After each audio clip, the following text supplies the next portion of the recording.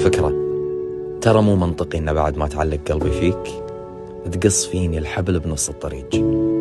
بعد ما حفظت ابتسامتك، عرفت كل تفاصيلك، حركاتك، اسلوبك، نبرة صوتك، وأي أحد يشبه اسمك صار يفزز قلبي.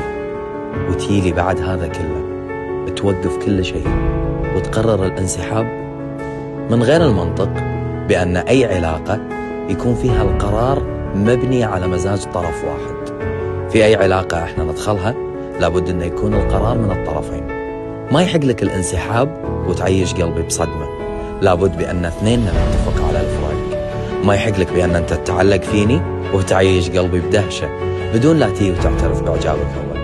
سواء كانت العلاقة صداقة أو حب أو غيره، أي قرار ينوخذ فيها لابد أن يكون بعلم الطرفين، علشان ما حد فيهم ينصدم، علشان ما حد فيهم يحس بالرفض، علشان ما حد فيهم يعيش حسرة وهو في غنى عنها.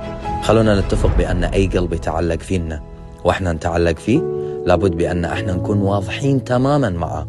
القرارات في العلاقات ما يصير تكون فردية، لابد أن هي تكون ثنائية، حفاظا على كرامة القلبين وحفاظا على الوفا اللي موجود بهالعلاقة.